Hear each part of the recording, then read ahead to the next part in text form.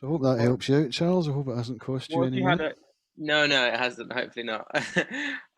What if you have like so many of us have like A6 400 or A6 500 or maybe some other kind of cameras. Like, I guess the question is like, at what point do you think in our like YouTube careers should we like switch to full frame, right? So I guess for me, like A7C, I think is like £800 at the moment plus Yeah, lens. yeah. So I guess like from your point of view, when did the benefits of full frame like become necessary or become justifiable, would you say? I would say never. There's absolutely no need at all to go to full frame. Yeah. It's going to cost you more money. The lenses are more expensive, but in many respects they're better. You get much. That's where the companies are putting all of their R&D into the full frame lenses and the full frame bodies. The crop sensor stuff they see as more sort of consumer grade, which is fine. You know, it's really good quality now. The crop sensor stuff. I do like the A6400 with the 16mm lens. The picture quality is phenomenal. It's just missing some features that I really would like to have. And so if I was looking around about that price range, I would ignore the 6400 and go straight to the 6600, because then you're getting in-body stabilization, you're getting much better battery life, you're getting a headphone jack. There are a few other features as well, but those are the three that are important to me. But if money's an issue, budget's your thing, and you're shooting indoors on a tripod, then in-body stabilization isn't going to help you anyway. If you're not that fussy about monitoring your audio, you all should be now after having watched this, but you can't do that on the 6400. There's no headphone jack. So just bear that in mind. But it will cost you less money for the lenses as well as for the body. I have the 6500 at the moment, and so I'm kind of like in that nice little position of like I don't have too much of the downsides of the 6400, but it's just like shiny toy syndrome, you know. Oh, the 6400 takes the same battery as the 6500. Who does it? Okay, they didn't upgrade it. They didn't upgrade it then. The battery No, on the 6500 is terrible. That's still as well. So okay. yeah, yeah, it's really bad. Someone just dropped a message to switch on their mic. Go ahead, whoever that was. So I was thinking of upgrading to a newer lens for like a Sigma 1.4, but right before that upgrade, it's kind of expensive for me at this point. So I wanted to try something new and I wanted to play around with lighting. And for me, I think I'm now more into investing in my lighting rather than the lens.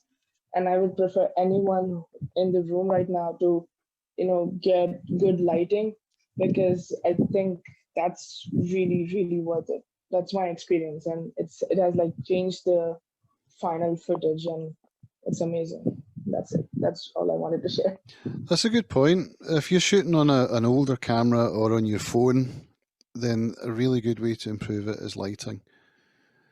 And I watch a channel of a guy called Tommy Calloway. I don't know if any of you have come across him on YouTube. His videos are, he does these live streams that are just to die for. His studio lighting is incredible. I think Bav has actually got him lined up for her Creators Campfire quite soon, so look out for that. But in one of his videos, he said that if you're spending 4,000 quid on cameras and lenses, you should be spending 4,000 quid on lights. I'm like, well, Tommy, come on. I'm not going to be doing that, but that's how important he considers lighting to be.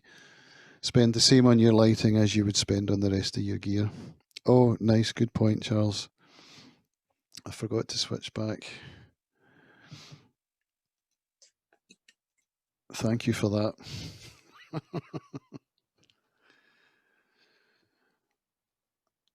Any more questions coming in? I would add a sort of follow-on question from Sugar's question about the Rode Video mic and that hiss noise in the background. I read somewhere online that it might be related to my camera's preamp, that it might be of a bad quality or something like that. So is the way to get around that? Could you sort of summarize it in 3 bullet points in post how I could get around that, or just in the camera? Sometimes faulty preamps can cause that issue. Sometimes poor quality preamps can cause that issue. There's no way around it other than to record your audio externally and then sync it in post. You can clean it up a little bit in your audio editor. A really good piece of software for cleaning up audio is Adobe Audition. Okay. If you have a license to the Creative Suite, then you'll have that. That's an excellent bit of software for cleaning up what they call noise reduction. So that will get rid of that kind of low-level hiss and leave the signal pretty much intact. It's really good for that. Other than that, something like one of these. So this is the Zoom H4n. So it's got 2 built-in microphones on the top, which are actually pretty good. You can also plug in XLR microphones if you want. And I've used this a lot for recording interviews when I'm out and about, sort of traveling. So I'll set my cameras up and put microphones into this. That's a really good solution for you if you don't want to upgrade all your gear. Just get yourself a decent external recorder, which can also be used as an audio interface into your computer. So for like Zoom, I'm a novice calls, when it comes to this stuff. Okay. You could take this device here, Yeah, and plug it into your computer, and then use it for your Zoom calls or your voiceovers. Nice. So it's an all-in-one, really useful portable device. Perfect. I'll look into that. Thank you. You're welcome. There is the load of questions on Notion. Are you able to see it? There's 12 questions. You might have to quick fire them. For an audio novice, is GarageBand good enough? Yes. For fancy audio mixing, what about the audio controls in Premiere, Final Cut Pro, Resolve, etc.? I would just use the audio controls in the video editor. GarageBand is more for sort of multi-track recording for music and podcasts and stuff like that. If it's actually video that you're editing, then it makes sense just to use the tools that are built in. Particularly DaVinci Resolve, the audio, it's like a digital audio workstation. I mean, in fact, that's what it is. They've built a separate digital audio workstation and then just incorporated it into Resolve. Same as they did with the color grading stuff. That was like an external piece of software that they just bundled in with Resolve, and it's phenomenal stuff, and it's free.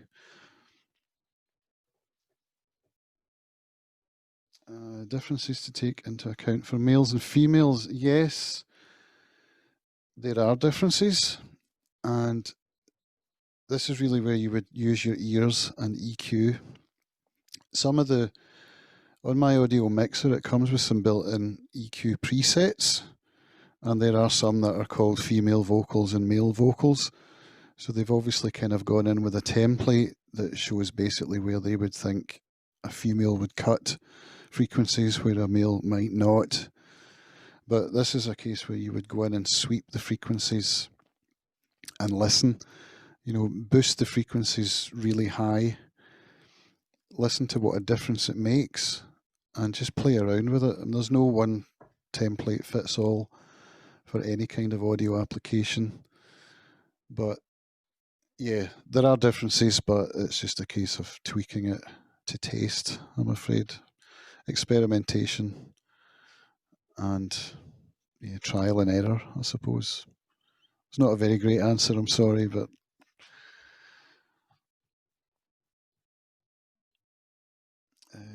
if it's in the video editor, this is essentially post-production. But if we wanted to do it in real time, then we'd use a soundboard like yours from Abigail. Yes, this is where, if you want really good quality audio, then you want to buy an interface that has some good preamps.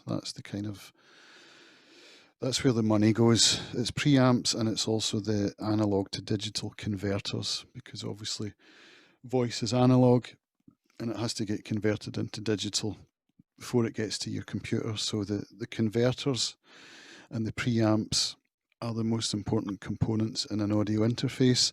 And then, of course, there's the microphone. So you can go for a $40 microphone, you can go for a $3,000 microphone. You know, it just depends how much you want to spend. Ruben's recommending the Scarlett audio interface. Those are very good. Definitely recommend the Scarlett audio interfaces. Mine's overkill. As I said, I got this because I was mixing live sound from stage, and it was a 5-piece band. So I've got 16 channels on this, and we pretty much used all 16 channels for doing live sound. But for doing stuff on your PC, it's overkill. So I hope that answered your question, Abigail.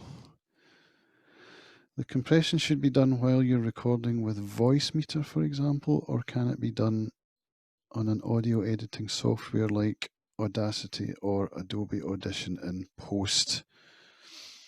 Well, Voicemeter software as well, isn't it? So there's no analog components there. I'm not familiar with Voicemeter, so I can't speak to that.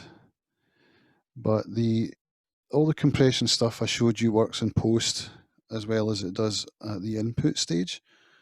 It's just if you manage to do it at the input stage, then it cuts out all of that post-production work.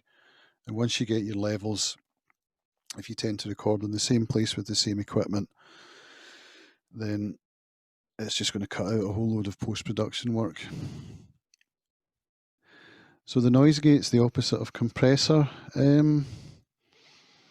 No, not really. The compressor's going to push the loud signal down so that it doesn't go into clipping. You're going to bring your level up from the bottom in order to maintain the overall volume level. So your envelope of sound, your dynamic range, is going to be compressed. That's why it's called compression. The gate, right, let's go back to the compression thing. When you bring up the level from the bottom, it's bringing up the quiet sounds. So you'll start to hear breath noises, you'll start to hear mouth noises, you'll start to hear room noise. That's when you want the gate to come in. So what the gate's going to do is you're going to have low level noise underneath your gate. So your recording software is not going to hear anything. As soon as the noise level gets above that threshold that you set, your audio recorder will kick in and it will start to record the signal. And when the signal drops again, so when you stop talking, it's going to go dead once it gets below that threshold. So it's a way of cutting out background noise and external, lawnmowers and all of that stuff as well. If you've got low level hiss on your recording that's caused by bad preamps, a gate can really help with that. It's a way of just getting rid of that low level noise and having just the signal, which is exactly what you want. So I hope that answered your question, Darren. Right, how do you attach something like a video micro to the microphone boom stand? You would use an adapter. Microphone boom stand tends to come with a standard size thread. So on this video, what's this one called? The Stereo Video Mic Pro. It actually has a hole at the bottom that would fit onto a microphone boom stand that would just screw directly on. But it also has the cold shoe mount to screw onto the top of your camera. The Rode Video Micro, where did I put it? It's disappeared on me. No, it's on the camera, that's why. I think this has a thread. Yeah, it does. So same thing. This is the one that will cost you like 40 or 50 quid. It's not an expensive bit of kit. And it's got the same thing. It's got a thread on the bottom that you could screw onto any standard microphone stand or boom. And also has the cold shoe that just screws onto your camera. So that's how you do that. If you record with low gain and try to fix it in post, are you not just increasing the volume, or is it possible to boost gain without losing quality if audio recording is too low? Right, if you're recording with low gain and then you boost it in post, yes, you are just increasing the volume. Is it possible to boost gain without losing quality? Yeah, I think you mean to boost the volume without losing quality, because there's a difference between gain and volume. Gain is at the in stage. Yeah, it comes. I wrote this one. So if I recorded, so I've got the Rode NT G4 Plus and the Zoom H5. If I recorded it a little bit too low, and let's say it was like minus 24 decibels or something really quiet, and then stick it onto my laptop, is there a way of, once it's been recorded onto the card as a file, can I then boost that in post-production without it losing too much quality, or am I just essentially increasing the volume as opposed to kind of boosting the gain once it's saved as a file on the SD card and then move it over? Yes, you're boosting the volume once you get into post-production, and that's exactly what you want to do. If you can, you want to be recording too low, because you can boost it by quite a large amount in post-production without bringing in any more noise. If you record too hot, there's a danger of distorting, and also it will pick up more of the room noise. So it's all about the signal to noise ratio at the input stage, which is the gain stage. Once you've got that recording, and if you can, try and record to WAV file. Some of the external recorders, like the Zoom devices, they will let you record in a compressed format, so normally MP3. Don't do that, because then you don't have as much flexibility when you get into post-production, because it's already compressed. So record to WAV file if you can, or whatever uncompressed format your recorder will do, and then bring it up in post. That's exactly the way that you should be doing it. How much will be gained by messing with these settings manually versus just letting the auto settings happen? David. So David, I presume you're talking about the aperture and the ISO and the shutter speed. So yeah, the cameras are very intelligent now. They will get a meter reading based on whatever you've set the camera to read. So you can choose spot metering or matrix metering, where it will actually take a measurement of the full frame, or it can take a measurement of just the subject. So you get to choose what your camera meters against, and then you let it do its thing. But in that instance, you're not going to be able to control the ISO. So when the ISO goes up, it brings more grain into the image, which gives you a poorer quality image. You're not going to be able to control the aperture, so the depth of field is going to change. And if it's controlling shutter speed as well, you're going to start to get motion blur, which is not a thing you want either. You can choose to control one of those things and allow the camera to control the other two. So you're not in full manual mode. You're either going into what's called aperture priority, where you tell the camera what the aperture is that you want, so you control the depth of field, and then the camera will change ISO and shutter speed to give you correct exposure. Or you choose a shutter speed, and that tends to be for photography more than for video. So if you were shooting sports, you would want a really fast shutter. That's what you want to freeze the action. So you choose shutter priority, and then the camera changes the aperture and the ISO to give you correct exposure. So if you're not comfortable metering yourself, then that's the way to go. I would probably choose aperture and I would set the aperture, set the shutter speed, and let the camera change the ISO. That's the one that's going to give you the most amount of control, but also make sure that you're going to have a correct exposure.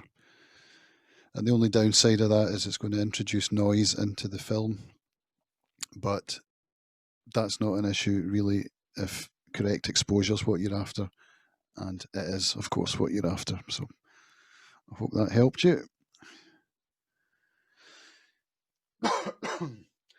What do I think about the Tamron 28-75 f2.8? In which context do you use it? I'm looking at it right now. I love this lens. It was the first lens I bought for this camera, and I bought it over the Sony 24-70. So I'm losing a bit on one end and gaining a bit on the other. But for price, compared to the Sony, it was just a no-brainer. The Tamron lens is fantastic. Highly recommend it. How far away do you set the external recorder? Well, in an ideal situation, you'd have it as close as you can to your mouth, but that's going to bring it into the frame. So as close as you can have it, but not be in the frame, is the simple answer to that. What format do you recommend? 44 kilohertz, 48, 16 or 24? I normally go with 48 kilohertz. That tends to be the kind of range that audio interfaces, even consumer grade audio interfaces, will give you 48 kilohertz capability. For those that have no idea what that means, a CD a CD is 44.1 kilohertz sample rate, and what that means is that the audio gets sampled 44.1 thousand times a second, which is plenty. But 48 kilohertz is the sort of digital domain that my computer uses, so I set my interface to that as well. Some of the higher up, more expensive things will take you into 96 kilohertz. Overkill, not necessary, unless you're doing like recording in studios and things like that. Bit rate, 16 bits fine. I've got this device here, which is the Zoom F6, recommended by Gerald Undone. What this does, this is a little bit technical, but it allows you to record at 32-bit float, which means that even if it clips, you can fix it. Imagine that. I know I said at the beginning that you can't fix clipping, but when you use a 32-bit float, you actually can. And I use this for recording interviews where we've got multiple people, so it's got 6 XLR inputs and it does auto mixing as well, which is just fantastic. So yeah, check out Gerald Undone's channel. Again, I'm sending Gerald all the traffic tonight. And everyone remember to save the chat if you want to keep a record of this. This recording will be published. We have our own YouTube channel now. It's a branded account, which Esther and I have manager access to. So we're going to use that account to post all of these tutorials, to keep everything off our feed and have everything in one place. So Esther will post a link to that once the video is up. Just go to weonlyknowwhatweknow.com and you'll get to see the show notes for this recording, as well as a link to the recording and some pictures as well. Any more for any more? I had one last question. Sorry to delay everything. No worries. So I've been wanting to record from my camera, but like directly off my computer. So I was thinking about recording like through QuickTime, or like where it just like gets the feed from the camera like, using the capture card and records that directly. Mm-hmm. So that way like the audio is using my mic and I don't have to like sync it afterwards. But I noticed like the first time I did that, the quality looked a little bit different. Is there like a way to fix that? Or is that just like not a good way to record YouTube videos and just like, I just record it straight off the camera? No, I do that as well.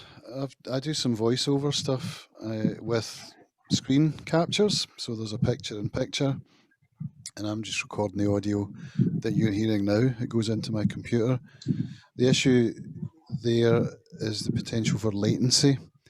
So you'll get a delay between your mouth moving in the video and the audio. So you can usually go in and fix that in post by adding a few milliseconds of delay. Gotcha. On my capture card, it takes the HDMI signal from my camera, but it doesn't take the audio. So I haven't been able to figure out a way of summing those two things before it gets to my computer, because it would be nice to have that latency issue solved before it gets into my PC, but I haven't been able to fix that yet. And the mic you're using right now, that's plugged into your computer? It's Right, plugged okay. into my mixer, Okay, which then goes into my computer with a USB cable. gotcha. Hello, Cams. So I actually wanted to get a lens that can give me a bigger real estate than the Nifty 50. But I just want a lens that is cheap enough like the Nifty 50. Do you have something in mind? What system are you shooting on, Afan? Sorry? What system are you shooting on? What camera do you have? Yeah, sorry. I'm shooting on the Canon M50. Right, I'm afraid it's out of my realm of knowledge. Nothing? Sorry. Okay. No He does problem. not know No that. problem. I only know what I know. Thank you. He only knows what he knows. Awesome. I would just Thank like you. I would like to say that we need to be pumping out videos first. Like, don't let the audio and the video quality deter you from getting those videos out, because the first 100 can be rubbish. But now we know we have a source to go to where we can make them slightly better. My Audio. first 100 were rubbish, and you can check my YouTube channel because they're still there. I was going out with my phone and just talking into my phone for quite a long time, actually. So yeah, Esther's right. Don't let it put you off. Just make the content. There has also been a request in the chat by a number of people, Cams, to have you voice over some soothing meditation-y type of calming thing with your voice. So it's just going to happen. Like, you don't fight it. It's happening. I can start charging rates for voiceover work now, right? Definitely. Fiverr doing that exact thing. I think it'll be more than a £5. If people start Aerosoft, he's not Fiverr. Well, I've enjoyed this. It's been a slice. I do like my tech. I like sharing what I know, so I hope some of you have got some value from this. If any questions come to you after the recording ends, feel free to hit me up anytime. I'm on Circle, I'm on Twitter. You know where I am. Just come and find me. And remember to come back next week for the talk about Instagram. 8 o'clock.